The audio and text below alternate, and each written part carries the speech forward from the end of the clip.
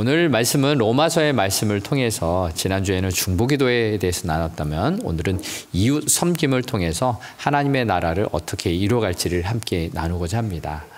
로마서는 다른 서신서와는 달리 사도 바울이 한 번도 방문하지 않았던 그곳에 서신서, 편지를 보내는 내용입니다.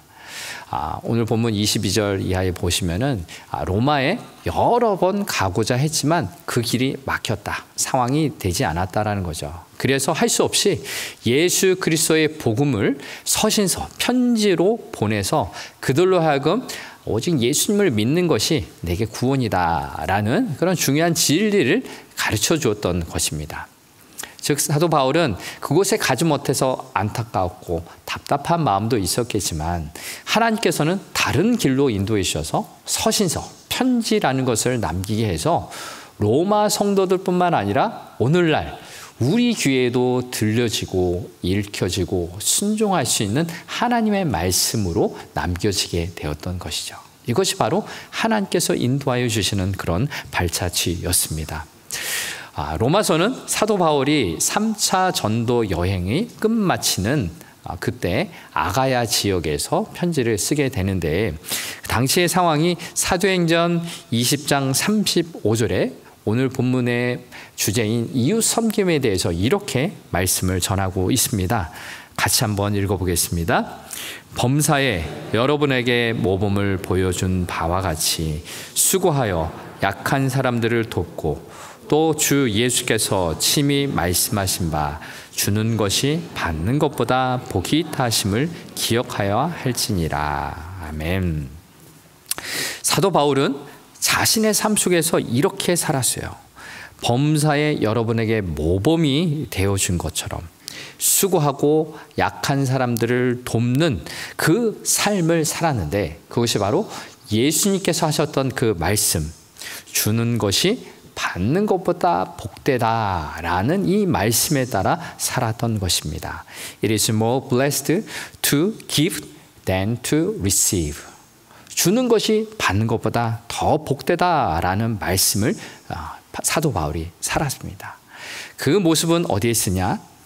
예수님에게 있었던 것이죠. 예수님이 우리를 섬기기 위해서 이 땅에 오셨고 십자가 위에까지 오르셨던 그 길입니다. 사도 바울 또한 그 예수님의 발자취를 따라 살았고 오늘 본문에서 그 사도 바울의 그 본을 따라서 마게도냐와 아가야 사람들이 자신보다 더 어려운 형편에 있는 예루살렘 교회의 성도들을 위해서 헌금한 내용이 오늘 본문에 나오고 있습니다. 이 오늘 본문을 통해서 이웃 섬김이란 무엇인지 함께 살펴보고 오늘날 우리 또한 이웃의 필요를 구체적으로 돕고 섬기며 하나님의 나라를 이루어가는 우리가 되길 바랍니다. 바로 섬김이란 무엇일까요? 첫 번째로 나눌 것은 섬김은 필요한 것을 채우는 것입니다. 내게 있는 건강이나 물질이나 시간이나 내게 있는 그곳으로 이웃의 필요를 채우는 것이 섬김이라는 것입니다. 오늘 본문에서 바울은 마게도냐와 아가야 사람들이 예루살렘에 있는 성도들을 위해서 헌금한 것을 이야기하는데 26절에 이렇게 기록합니다. 읽어보겠습니다. 이는 마게도냐와 아가야 사람들이 예루살렘 성도 중 가난한 자들을 위하여 기쁘게 얼마를 연보하였습니다. 아멘. 예루살렘에 성도 중에서 가난한 사람들이 있다라는 소식을 사도 바울이 듣습니다. 당시 예루살렘에 큰 기근, 먹고 사는 문제가 생겼습니다. 그래서 먹을 것을 구하지 못하는 가난한 사람들이 굶어 죽어가고 있다라는 거죠. 그래서 바울은 자신이 있는 아가야 지방은 고린도 지역, 오늘날 그리스 남단에 있는 거고요. 또 그 위쪽에 있는 마게도냐 지역, 성경에는 빌립보, 데살로니가, 베레아 이런 지방들이 그곳에 해당되는데 이 마게도냐와 아가야에 걸쳐 있는 교회들에게 예루살렘 성도들의 그 어려운 상황을 이야기하고 함께 돕자고 권면하는 거죠. 그래서 이 마게도냐와 아가야 사람들이 그들을 돕겠습니다 결단하고 헌금을 모았습니다. 한 번도 보지 못한 사람들이에요.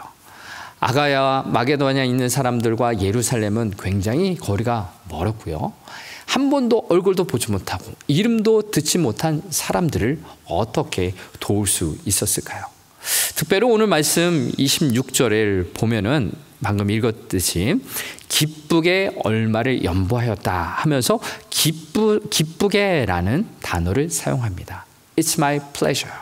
헌금을 모아서 보내는 것 나에게 기쁨입니다. 기꺼이 드립니다. 라는 것입니다. 또 27절에도 기뻐서라는 단어를 반복해서 사용하고 있는데 27절의 말씀 같이 읽어보겠습니다. 저희가 기뻐서 하였거니와 또한 저희는 그들에게 빚진 자니 만일 이방인들이 그들의 영적인 것을 나누어 가졌으면 육적인 것으로 그들을 섬기는 것이 마땅하니라. 아멘.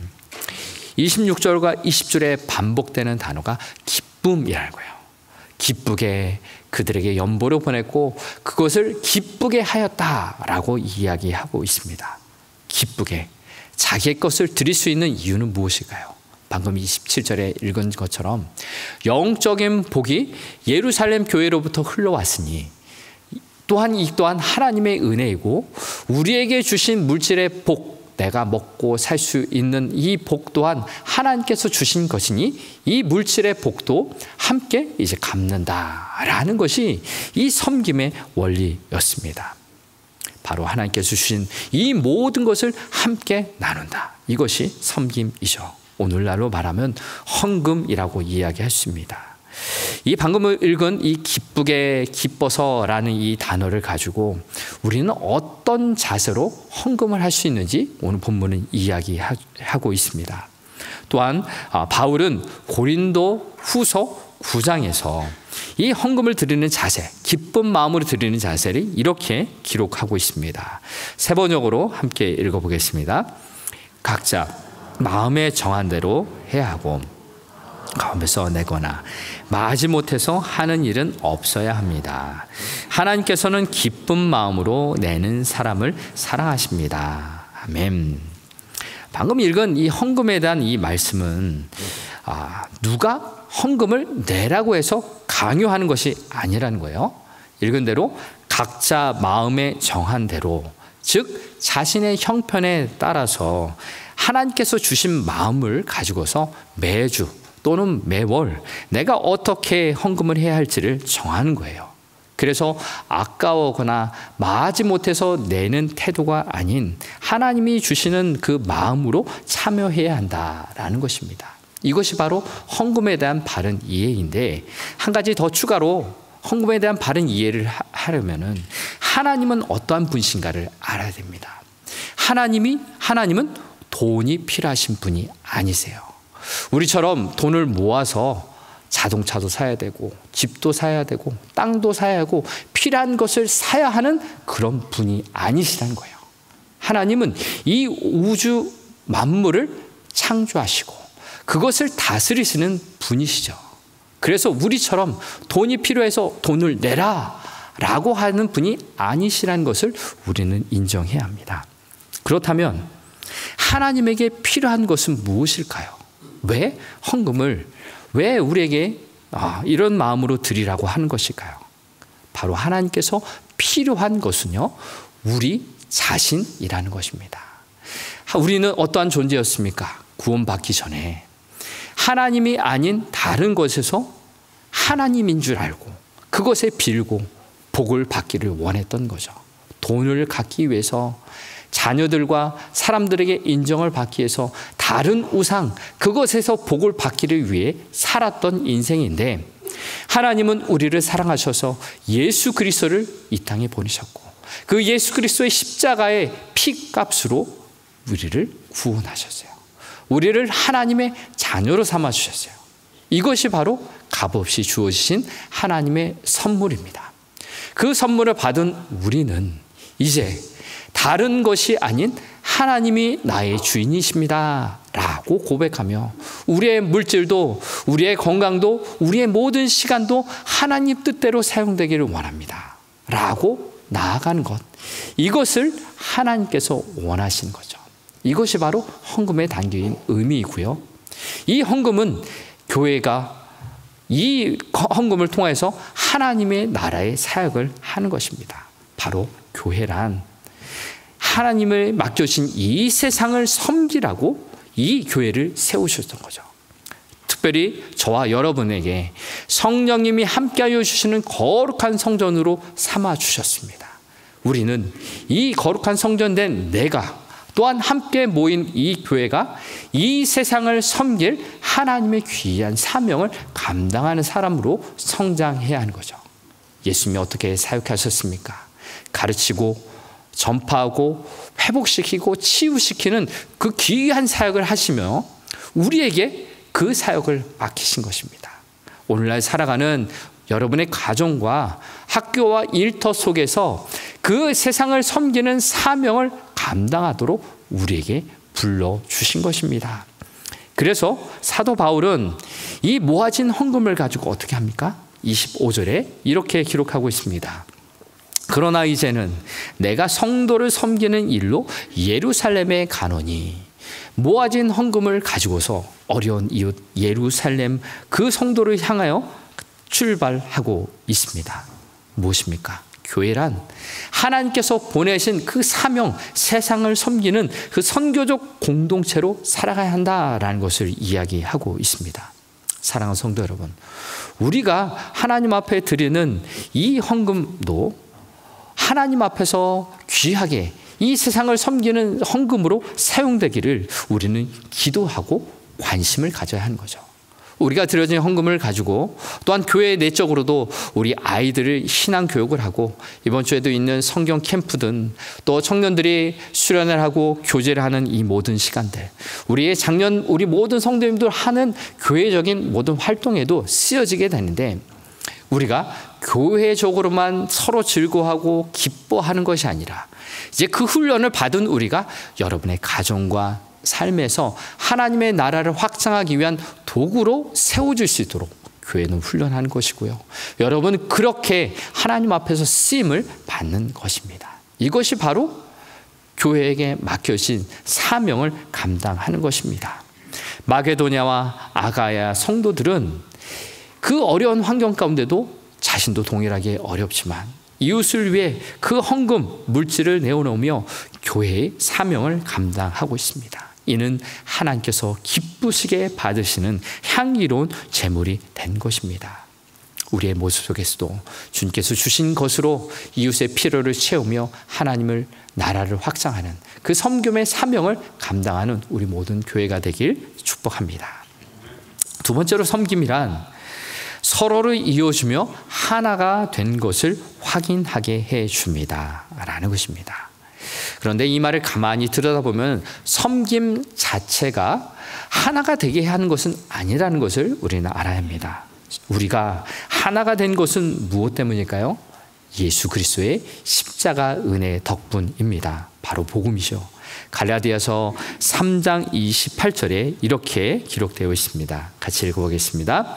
너희는 유대인이나 헬라인이나 종이나 자유인이나 남자나 여자나 다 그리스도 예수 안에서 하나이니라. 아멘. 어디 안에서 하나라고요?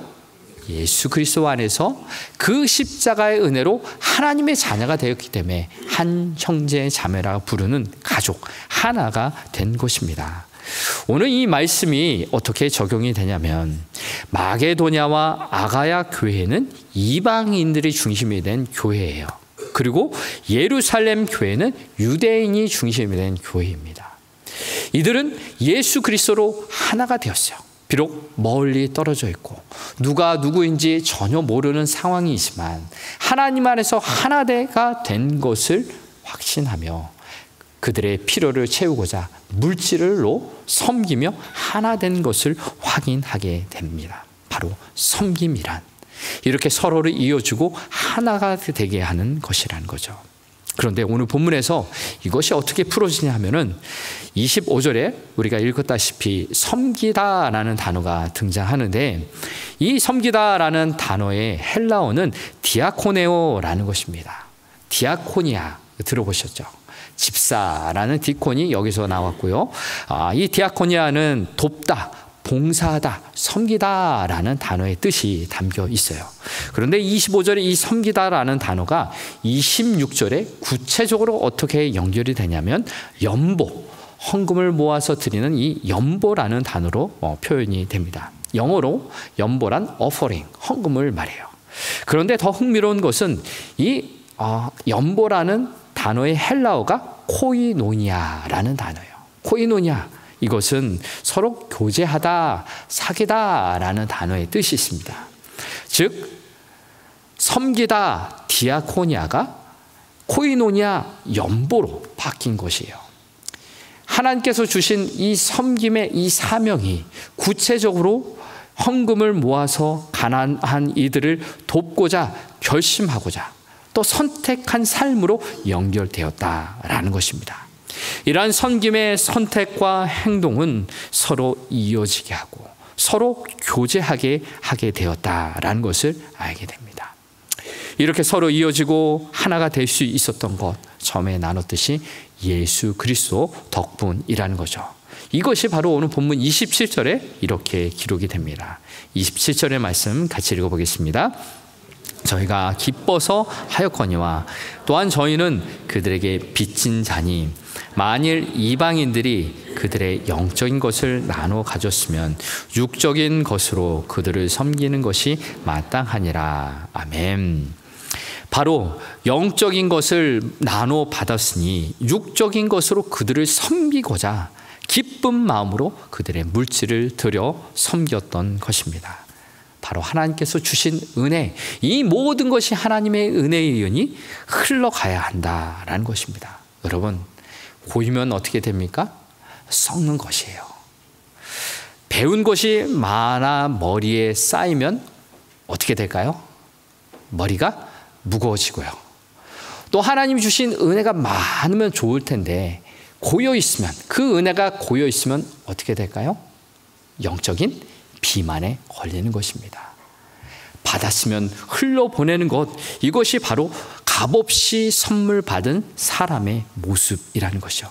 받기만 하며 사는 것이 아니라 나눌 수 있다는 것, 그만큼 신앙이 성장했다는 것이고요. 그만큼 하나님의 은혜를 잘 유통하는 사람, 축복의 사람으로 쓰임받고 있다라는 것을 말해주고 있습니다.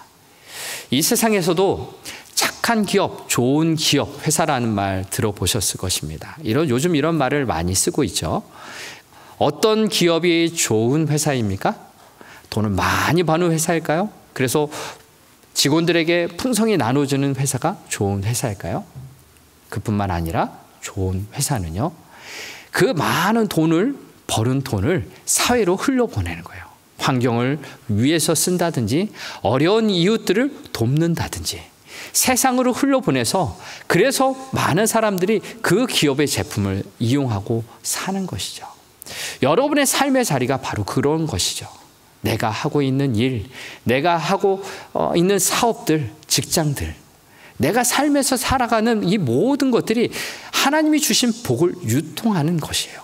하나님께서 내게 주신 것, 소중한 것들, 그렇게 이 세상을 향해서 흘려보내는 귀한 축복의 삶이 되시길 바랍니다. 지난 주간에 저희 서쪽에 있는 언리미티드 처치에서 현지 목회자들 모임이 있어서 다녀왔습니다. 언리미티드 처치 앞에 가니까 여러 가지 교회 사역 책자들이 많이 있고 제 눈에 띄었던 것이 이 헌금 봉투였어요. 이 헌금 봉투에 개인 인적 사항도 적지만 제가 신기하게 봤던 것이 크레딧 카드 정보를 쓰고 서명을 하는 거예요. 그러면 교회에서 그것을 이제 헌금으로 받아들이는 거죠. 저는 이것을 보고서 그 옆에 왔었던 목회자들에게 물어봤어요. 아, 이거 이렇게 하네요? 그러면서 이것에 대해서 어떻게 생각하나요? 헌금에 대해서 어떻게 생각해요? 라고 그들의 생각을 물어봤습니다.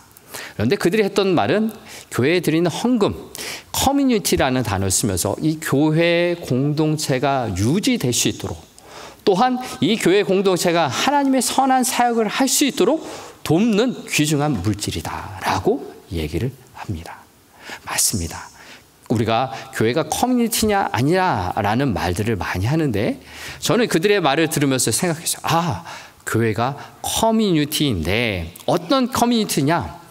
하나님이 주인 되시는 커뮤니티. 예수님이 함께하여 주시는 커뮤니티, 성령님의 인도함을 받는 커뮤니티 공동체이구나라는 것입니다. 그래서 우리가 드리는 이 헌금, 물질을 가지고 교회가 이 세상을 섬기고 이 세상 가운데 흘러보내는 그 역할을 잘 감당할 때 이 세상 가운데 하나님의 복음의 빛이 비추어지는구나 라는 것이죠. 바로 예루살렘 교회 공동체와 마게도냐와 아가야 공동체는 하나님께서 주신 물질이 서로 흘러감을 통하여서 하나님의 공동체가 되는 거죠. 하나됨, 이어지는 공동체를 형성하게 되는 것입니다. 이것은 바로 예수님께서 말씀하셨던 사랑을 실천하는 공동체이죠. 요한복음 13장 35절에 이렇게 예수님은 말씀하셨습니다. 같이 읽어보겠습니다. 너희가 서로 사랑하면 이로써 모든 사람이 너희가 내 제자인 줄 알리라. 아멘. 예수님이 말씀하신 이웃을 내 몸과 같이 사랑하라, 이 말씀을 실천함으로 우리가 하나님의, 예수님의 제자임을 드러내기를 원하시는 거죠. 바로 우리의 섬김의 삶을 통해 하나님이 기뻐하시는 삶을 살아갈 수 있기를 바랍니다. 세 번째로, 이 섬김은 자신의 약한 것까지 나눌 수 있습니다 라는 것입니다. 보통 섬김이라는 것은 내게 있는 좋은 것들을 주고 나눠주며 돕는 것이라 생각하는데요, 오늘 본문에서 사도 바울은 자신의 약한 부분을 내어놓습니다. 그것은 무엇이냐면 기도 부탁입니다. 오늘 본문 30절부터 32절의 말씀 세 번역으로 같이 읽어보겠습니다. 형제자매 여러분, 내가 우리 주 예수 그리스도를 힘입어서, 그리고 성령의 사람을 힘입어서 여러분에게 부탁합니다. 나도 기도합니다만 여러분도 나를 위하여 하나님께 열심으로 기도해 주십시오. 내가 유대에 있는 믿지 않는 자들에게서 화를 당하지 않도록, 그리고 또 내가 예루살렘으로 가져가는 구제금인 그곳 성도들에게 기쁘게 받아지도록 기도해 주십시오. 그래서 내가 하나님의 뜻을 따라 기쁨을 안고 여러분에게로 가서 여러분과 함께 즐겁게 쉴 수 있도록 되도록 기도해 주십시오. 아멘. 사도 바울은 나도 당신을 위해 기도하지만 당신들도 나를 위해 기도해 주십시오 라고 기도 부탁을 합니다. 이 기도 부탁이라는 것은요, 함께 섬길 수 있는 기회를 허락해 주는 것이에요. 섬김을 받는 사람은 계속 섬김을 받다 보면 어떻게 됩니까? 섬김을 받는 것만 익숙해져요. 그리고 오히려 성장하지 못하고 그대로 있는다라는 것이죠. 근데 사도 바울은요, 섬김의 기회를 기도에 부탁을 하면서 줍니다. 바로 함께 섬김을 통하여서 함께 교제하고 성장할 수 있는 기회를 허락하는 것이요. 30절에 영어 성경을 보면은 Join in my struggle by praying to God for me 라고 기록하고 있습니다. 내가 당하는 이 투쟁, 어려운 상황에 동참하되 기도로서 동참해 달라라고 이야기를 하고 있습니다. 사도 바울 또한 연약한 인간입니다. 처음부터 강철로 만들어진 두 팔과 두 다리가 있어서 그 먼 선교 여행을 다녔던 것이 아니에요. 수많은 어려움들을 당하면서 당해낼 힘이 있어서 그 일들을 해낸 것이 아닙니다. 똑같이 어려운 상황, 좌절할 수 있고 낭망할 수 있고 포기할 만한 그런 연약한 사람이지만 하나님께서 자신을 그렇게 부르셨기에 그저 순종하며 나아갔던 것입니다. 저 여러분도 마찬가지 아닙니까? 목사라고 해서 무조건 강한 사람입니까? 교사이고 구역장이고 선교회 회장이고 또 여러 가지 봉사의 자리, 주차이며 식당 봉사이며 우리가 감당할 만한 능력이 있어서 그것을 감당하고 있습니까? 저는 아니라고 생각합니다. 우리 모두는 그런 것을 감당할 만한 능력이 없는 사람이에요. 연약한 존재를 한 거예요. 우리를 섬김의 자리로 하나님께서 부르셨기에 내가 순종하는 마음으로 나아가는 것이고요. 내가 훈련되고 연단되어져서 하나님 앞에 쓰임받고 그리고 내가 다른 사람에게 하나님의 사람을 나눠줄 그런 사람으로 성장되기를 바라며 그 자리에 있는 것입니다. 그렇습니다. 그뿐만이 아니라 엄마, 아빠라는 그런 가장 기본적인 그런 사랑의 섬김의 자리도 그런 거죠. 처음부터 사랑을 나눠줄 만한 그런 위대한 사람이 아니에요. 하나님께서 내게 가정을 허락해 주셨고 돌볼 사람을 붙여주셨기 때문에 엄마, 아빠가 된 것이고요. 남편과 아내가 된 것이고 형제, 자매가 된 것이에요. 이것이 바로 하나님께서 나를 이 땅 가운데 섬김의 사람으로 불러주셨다는 것이에요. 우리는 그것을 기억해야 합니다. 하나님이 나와 함께하여 주셔서 나에게 그 섬김의 자리를 주셨는데 이제 무엇을 해야 되겠습니까? 기도 부탁을 해야 되는 거예요. 사도 바울이 그렇게 기도를 부탁하면서 내가 들고 가는 이 연보가 그들에게 기쁨으로 받아들여지기를 위해 기도해달라라고 기도했고요. 내가 계속해서 하나님의 뜻을 따라 기쁨으로 하나님의 섬기고 이웃을 섬기는 사람이 되게 해달라 기도 부탁을 했던 것처럼 여러분 가정에서 기도 부탁하십시오.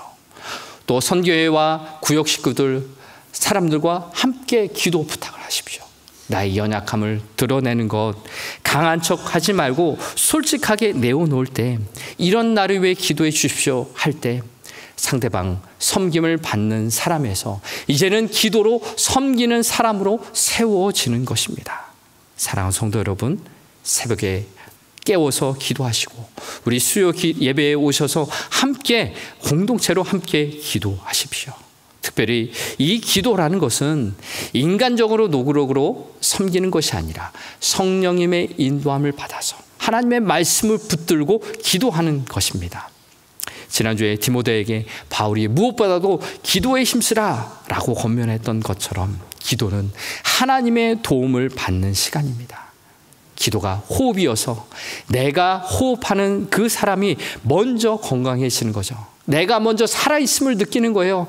산소가 공급되어서 그 하나님 주신 생명을 누리는 것처럼 기도하는 나, 기도하는 가정, 기도하는 우리 구역과 선교의 공동체가 될 때 진정 우리에게 맡겨주신 섬김의 자리, 우리 모두가 함께 섬기며 우리 모두가 하나님께서 맡겨주신 사랑의 직분을 감당하게 되는 것입니다.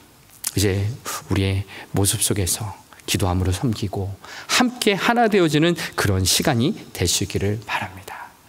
그런데 아직도 내 마음 가운데 부담이 되시는 분이 있습니다. 섬김의 자리로 나오라고 하면은, 기도의 자리로 나오라고 하면은 부담이 되시는 분들이 있습니다. 이런 분들을 바라보며 우리는 함께 인내하고 서로를 위해 기도해 주어야죠. 함께 하나님 앞에 더 건강한 신앙인으로 자랄 수 있도록 기도해야 하는 것입니다. 다 함께 그렇게 성장하여서 하나님의 나라를 이룰 수 있도록 함께 돕고 성장할 수 있기를 바랍니다. 이제 오늘 말씀을 마무리하려고 합니다. 이 섬김이라는 것, 예수님이 먼저 보여주신 그 길입니다. 사도 바울 또한 그 예수님을 따라서 마게도냐와 아가야 성도들을 섬겼고 그들은 이제 예루살렘 교회를 섬기는 자들로 성장했습니다. 자, 이제 다음 차례는 누구일까요? 바로 오늘 로마서의 말씀을 통해서 말씀을 받은 우리 순서입니다. 36년 전 이 오클랜드 땅에 이 교회를 세워주신 하나님께서는 예수 그리스도의 복음으로 우리 성도님들과 함께 하셨죠. 그 하나님의 사랑의 복음을 받은 우리는 이제 그 하나님의 사랑을 들고서 이 땅 가운데 살아가게 되는 겁니다. 여러분의 가정과 삶의 모든 터전에서 내게 주신 하나님의 사랑, 복음의 귀한 능력을 가지고 이 땅 가운데 살아가시길 바랍니다. 여러분의 삶의 모습이 어떠하든 어떤 모양으로 섬길 수 있든 우리가 할 수 있는 것으로 섬기시길 바랍니다. 우리 교회 이 땅 가운데 지역을 섬기는 이 교회로 부름을 받았습니다. 이 도시 선교, 이 지역을 섬기는 이 선교, 선한 영향력을 드러내기 위해서 우리는 어떻게 이 지역을 섬길 수 있을까? 우리 이웃을 어떻게 섬길 수 있을지 살펴보아야 합니다. 우리의 이 섬김을 통해 그 누군가가 예수님의 사랑을 알고 우리의 섬김을 통해서 하나님의 사람으로 돌아올 수 있도록 우리는 힘써야 할 것입니다. 사랑하는 성도 여러분, 이번 한 주간도 살아갈 때 나는 하나님의 사람이야, 하나님의 축복의 사람이야, 나는 이 복의 길을 걸어갈 거야 라고 다짐하시기 바랍니다. 하나님의 축복의 사람인 이 정체성을 가지고 살아가실 때 이번 한 주간도 우리의 가정과 삶의 자리는 하나님이 함께하여 주시는 그 섬김, 사랑의 섬김을 통하여 하나님의 나라가 더욱더 이루어지길 주의 이름으로 축복합니다.